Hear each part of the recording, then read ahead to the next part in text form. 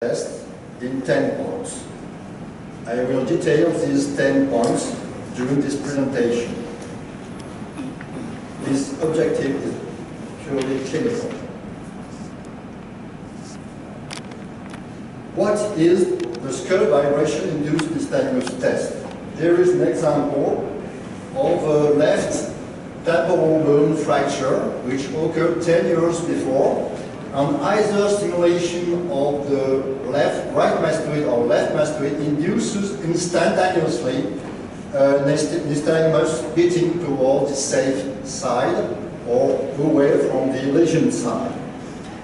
This test is not modified by compensation, 10 years, and there is a clinical interest in occupational medicine or medical legal medicine. On the historical point of view, von Békésy described signal in 1935 that vibration could induce vestibular reflexes. But it is Luke in 1973 who first described the vibration-induced nystagmus incidentally in a patient who had a unilateral vestibular lesion. This was confirmed and extended by Hamann and our group in Grenoble 1999, and since many other authors have published on clinical cases in different vestibular pathologies such as Lachner, Stuck, Karlberg, Magnuson, and in Italy, Manzari, Nuti, Molugno, Tanzariello, and many others.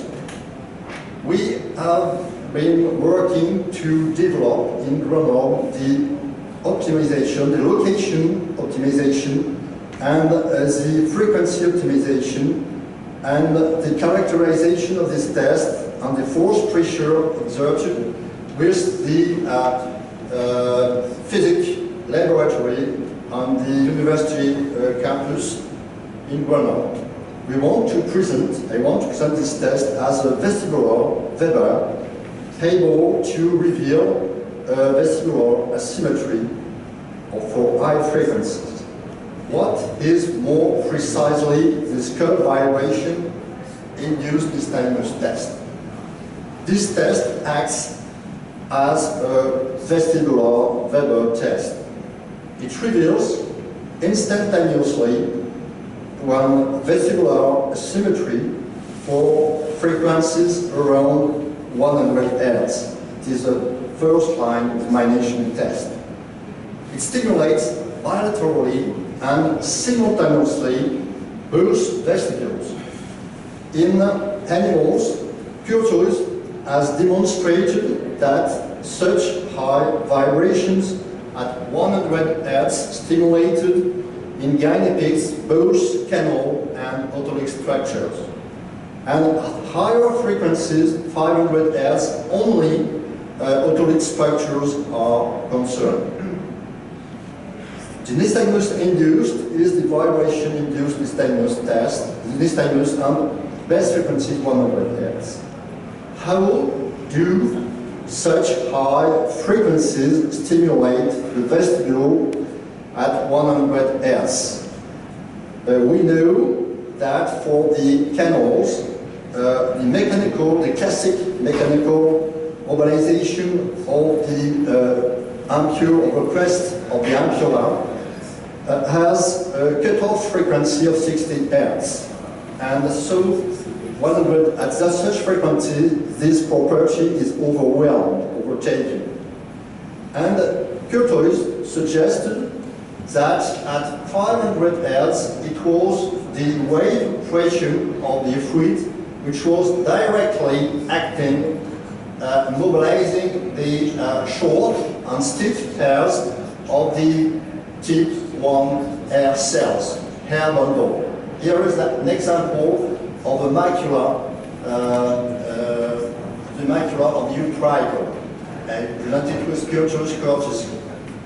Conversely, long hairs of T2 hair cells in the extracellular zone are not stimulated, are not sensitive to such high frequencies because they are too flexible.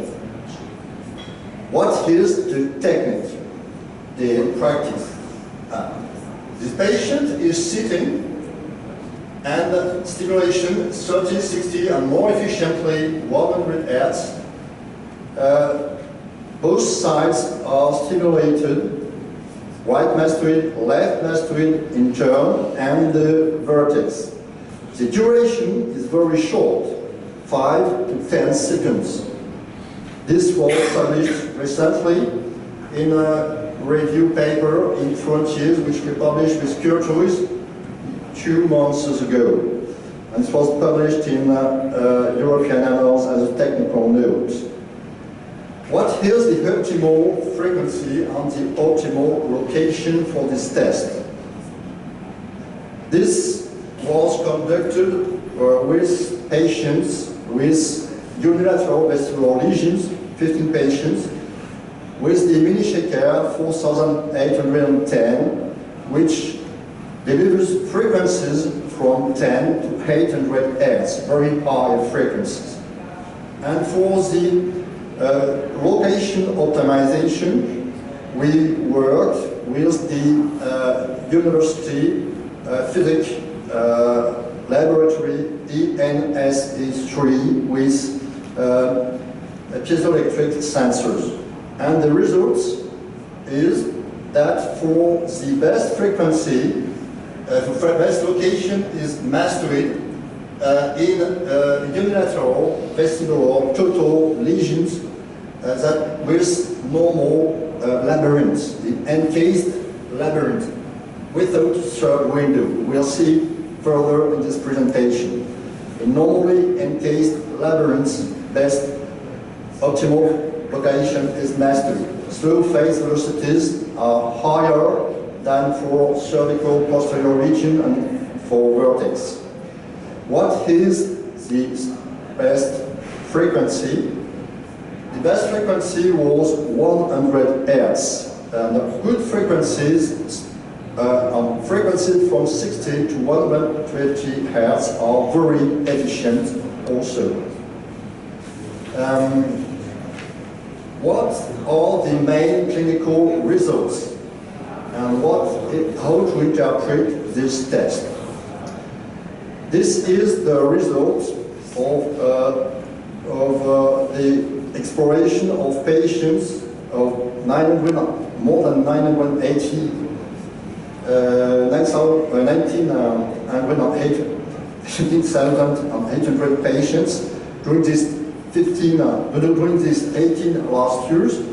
We studied normal patients, 91 controls, total unilateral vestibular lesion 121. That is patient who had transcendentine approach or norectomy. 103 patients had partial unilateral vestibular lesions, that is Meniere's disease, vestibular neuritis, intratympanic labyrinthectomies, and preoperative, not operated vestibular schwannoma. 3 patients had total bilateral vestibular lesions. They had neurofibromatosis type 2. And 36 patients had brainstem lesion, 56 had labyrinthine malformations. We studied essentially anterior canal descents, and I will show you it further. What kind of device to use? In clinical practice, in Grenoble, we use a mechanical off-axis rotating vibrator in daily use. This vibrator delivers frequencies up to 100 Hz. It is commercialized in France by Synapsis, but in Italy by Inventis. There are many other devices, electromagnetical device, the ESB1 of Amplifon, and in Italy, Euroclinic BBS 500, and NC70-309 from of those Medical USA. There are many other devices. What are the characteristics of this test? This response, vibration-induced nystagmus, starts and stops with stimulation. It is sustained, continuous, small or no habituation. It is repeatable.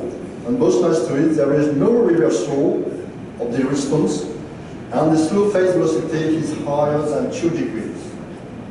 One main property of this test is that it stimulates, it is a global vestibular test, but it responds mainly to horizontal canal response on VIN corresponds and is well correlated with lesions of the horizontal canal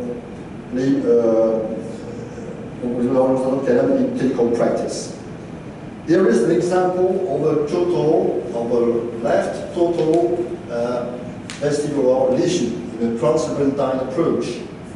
The nystagmus starts and stops with the stimulation. There is the horizontal component, the vertical, and the torsional. And it is reproducible either on the right mastoid, the left mastoid, and it may be recorded on the right eye, on the camera, or the camera on the left eye.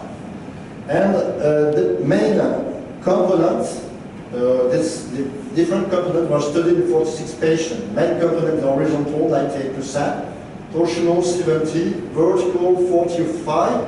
This suggests that this test reveals responses mainly from the horizontal canal, but possibly of the utricle.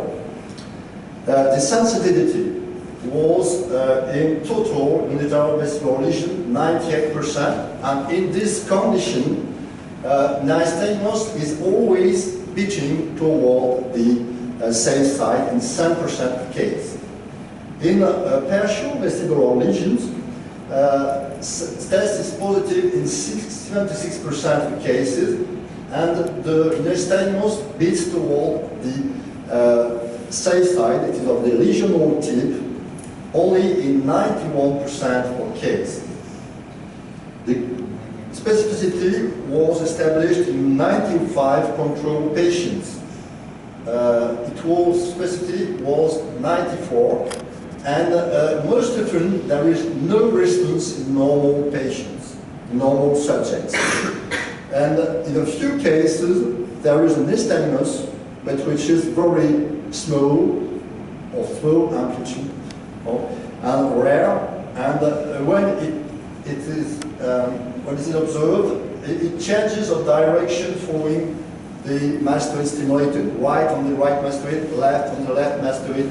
There is inconsistency. It is not reproducible. This test is not, one great property of this test is that it is not modified or influenced by vestibular compensation. Here is an example of left total unilateral vestibular lesion, transserpentine approach, 6 years before, 6 years ago, and either stimulation of right-left mastoid induces nystagmus. And the same patient 10 years later reveals the same nystagmus. We have patients who were stimulated 23 years after a lesion. What is the interest of this test? This test is complements the other vestibular test in the vestibule multifrequential analysis. This test is here 100 Hz, and when we use it as a first line vestibular test, it chose frequencies higher than the edge-checking test, 2 Hz, which were among the middle median frequencies, and VHIT around 6 Hz. But it's much higher than the calorie test, which can be replaced by the Barani test, 0.003. These frequencies, 100 Hz, are not physiological frequencies, since in daily life, natural movements are between 0.05 and 5 Hz. That is when we walk and when we cross the road, we look right and left. These frequencies of 100 Hz are very close to the frequencies attributed to autolytic structures, with ocular VMP, which explore the utricle, 200 Hz, and CVMP, which correspond to saccular structures, 500 Hz for well-conducted vibration.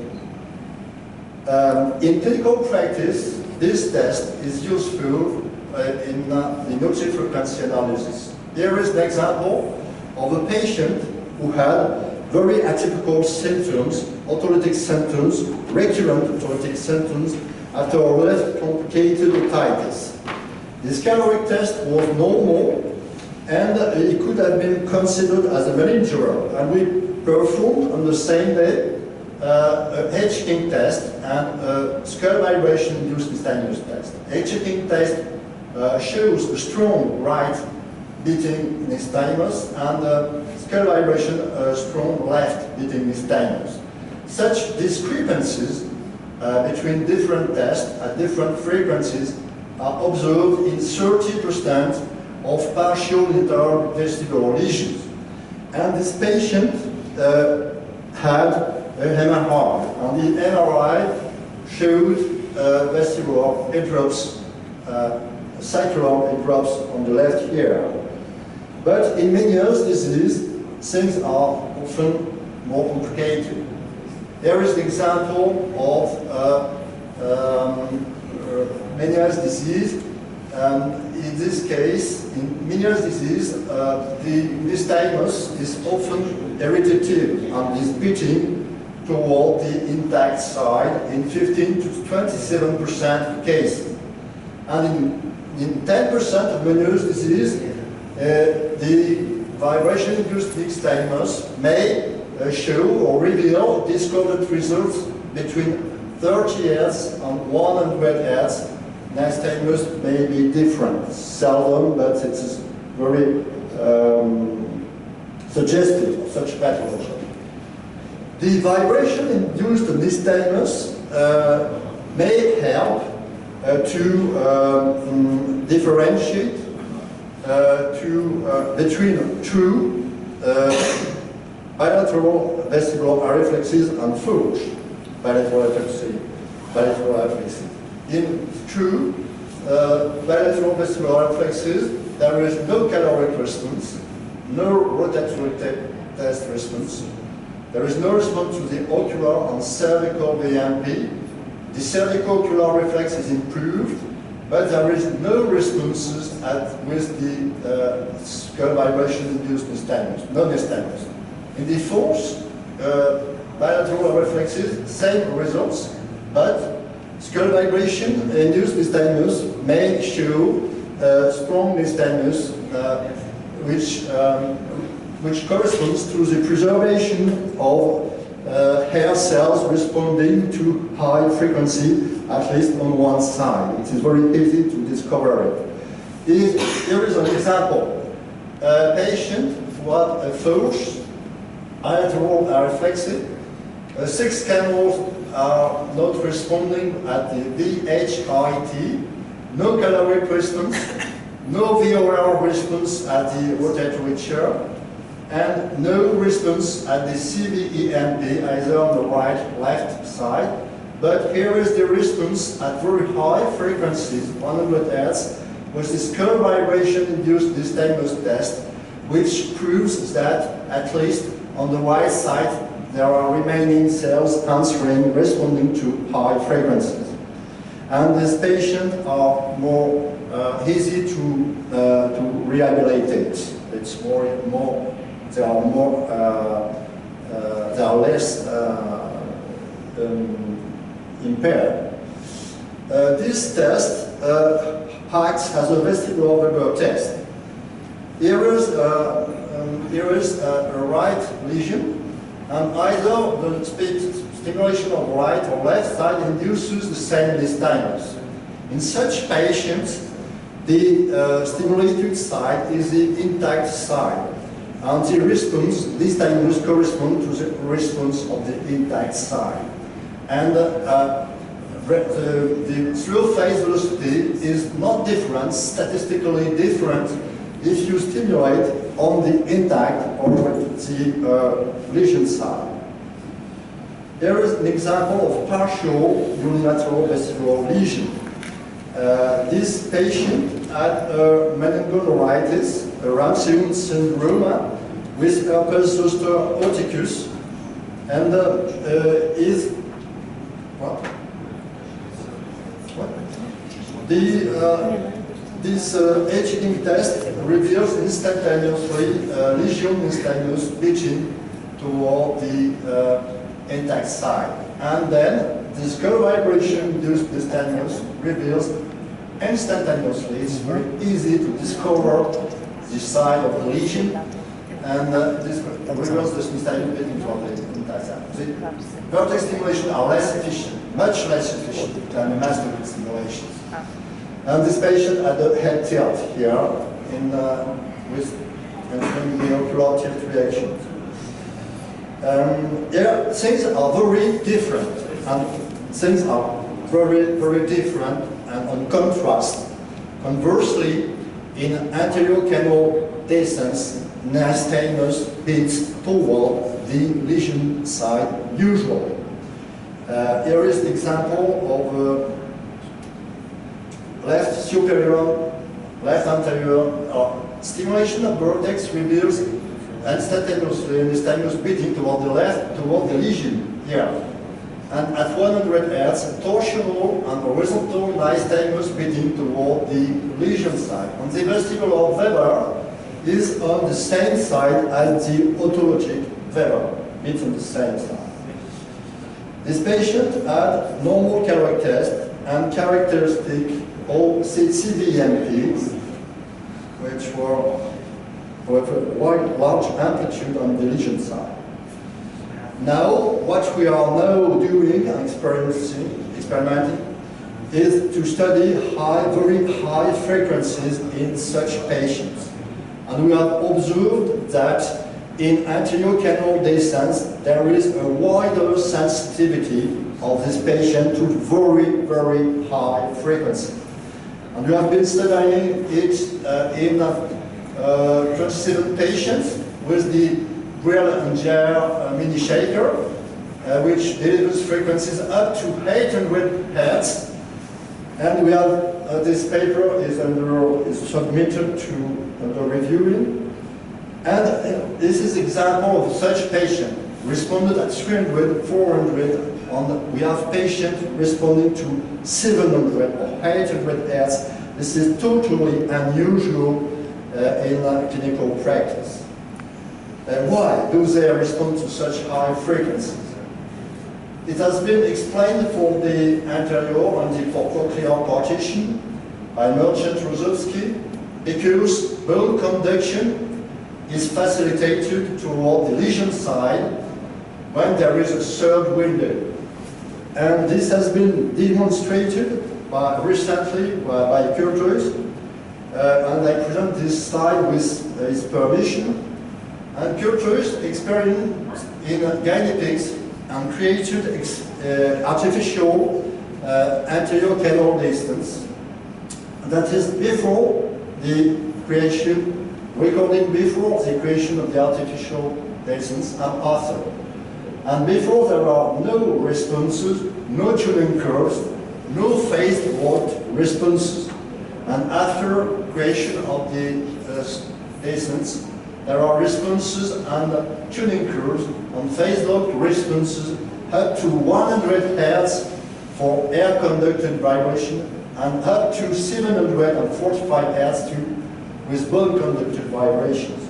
There is a high sensitivity to high frequencies. And to summarize all these results, and before concluding, this slide shows what we are doing now. We stimulate from 10 to 800 Hz, and we stimulated normal controls, total unilateral vestibular lesions, and descent patients with descent anterior canal descent. And we recorded horizontal, vertical, and torsional components. In normal control subjects, there is no response, most often, or very rare, or very slow response. In total intravascular lesions, there are responses, elective responses at 100 Hz here, this peak, and mainly on mastoid process. And conversely, in superior and anterior canal descents, responses are spread, extended to high frequencies here, 500, 600, 700 Hz, and there are responses either for torsional component and vertical component and horizontal component. To summarize, this test acts as a vestibular variable. In case of normal patient or symmetrical lesions, there is no response. There is antagonist response cancel the response of the other side. And in vestibular asymmetry, or for total, in case of hyper excitability, that is to say, in case of facilitation of bone conduction in anterior canal descents, there is an stimulus beating toward the lesion side, as in a few Meniere's disease, 15 to 30% of cases. Conversely, when there is an hypofunction, a vestibular deficit, as after transaventine approach, neuromas, vestibular neuritis, gentamicin, the nystagmus is of the lesion and it is beating toward the safe side. And the take-home message, here it is, in 10 points. I presented in Italian, perhaps better. Giusto per sintetizzare almeno i punti di sintesi dopo tutto questo excursus che viene dalla tesi del professor Dumas su tutti i suoi 25 anni di studi intorno al test vibratorio osseo. È un test sicuramente semplice, sicuramente che si può fare alla sedia ambulatoriale, l'apparecchio costa anche poco, qualsiasi sia il produttore. In 10 secondi di test, 10 secondi da una parte, 10 dall'altra, se vogliamo proprio farlo lentamente sono 30 secondi, ci può dare un indizio se dobbiamo esplorare maggiormente il paziente. Lo stimolo ottimale è stato studiato, è quello dei 100 Hz, ci sono delle apparecchiature che vanno anche oltre i 100 Hz, ma sono utilizzate fondamentalmente per la ricerca e possono avere un beneficio utile soprattutto nelle malformazioni, per esempio in chi studia di più i bambini, in cui deve andare a cercare qualcosa di particolare. Ma un apparecchio che trasmette a 100 Hz è assolutamente sufficiente. Il test è positivo se rivela un istamo che batte normalmente dallo stesso lato, stimolando entrambi le mastoidi. Non ci sono effetti collaterali, è un esame poco costoso, non può stimolare delle vertigini che sono incoercibili per il paziente. Nelle nevriti, nei neurinomi, nelle laminectomie chimiche da gentamicina, anche nel follow-up delle deafferentazioni vestibolari, il test induce un istamo che batte dal lato sano, quindi non da quello trattato, nel 3/4 anche un po' di più dei pazienti. Nelle malattie di Meniere il nistagmo nel 30-40% dei pazienti può essere di direzione diversa, stimolando a 60 e 100 Hz. Questo può essere un indizio, nel senso se abbiamo clinicamente un'idea che il paziente abbia una sindrome di Meniere, se stimoliamo con due frequenze diverse e otteniamo un nistagmo che batte in un senso da una parte e nell'altro dall'altra parte, può essere un indizio. Nella malattia di Meniere, in un paziente che stiamo seguendo, potrebbe battere in diversi giorni di consultazioni, in un senso in una consultazione, in una visita, in un altro senso in un altro giorno. Questo è parte della fisiologia della malattia di Meniere, che ha delle fasi di iperacitazione e di ipoeccitazione, e quindi la risposta sarà diversa. Nelle malformazioni labirintiche, come le displasie del canale orizzontale, la sindrome di Mondini, il nistagmo indotto dal test vibratorio è sovente battente dal lato sano ed è orizzontale. Nella deiescenza del canale semicircolare direi che il patto mnemonico non c'è quasi più bisogno di fare l'attacco, che poi ci conferma, ma il nistagmo batte nell'unico caso dallo stessa parte della lesione, mentre di solito batte controlateralmente la lesione, nelle bioscienze batte dallo stesso lato perché c'è il fenomeno della terza finestra che rende più facile la trasmissione del vettore di forza in quel senso.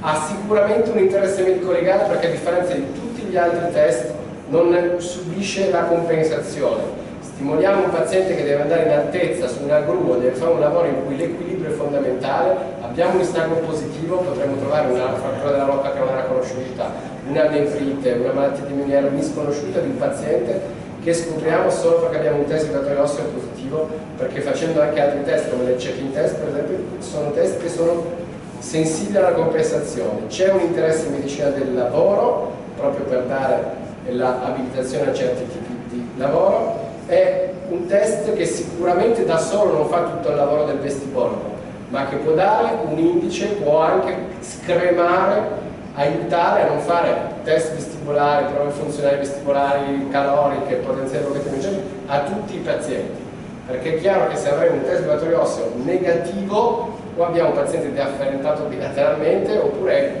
abbastanza difficile, una bassissima percentuale di pazienti è negativo quando abbiamo poi la prova calorica positiva. Direi che questo è tutto. Se il dottor Dumas vuole ancora aggiungere. Just a comment, that's my chief of department, Professor Schmerber, who is not here today, but it is to show the interest of a very rapid test to control that there is no post-surgery alteration of the vestibular function. It is a robust test. No alteration of the post-operative after implantation, cochlear implantation, no nystagmus. Most often there is no complication, no vestibular complication, most often, only in 10% of cases.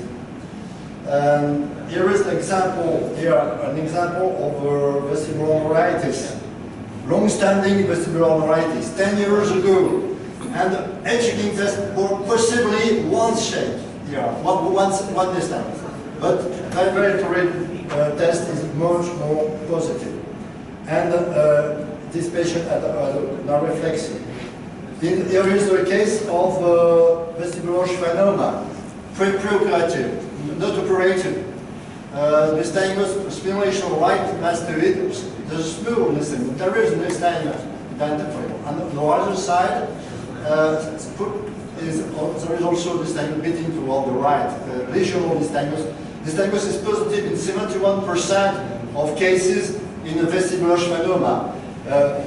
It is mainly positive in voluminous, in big size, in a schwannoma with large size. Stiamo per esempio uno di quegli esempi in cui il paziente di solito compensa molto di più che in altre patologie, perché è un'evoluzione lenta.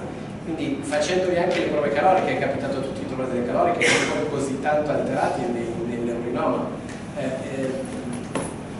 Dipende dalla dimensione, chiaramente, dipende da quando lo diagnostichiamo.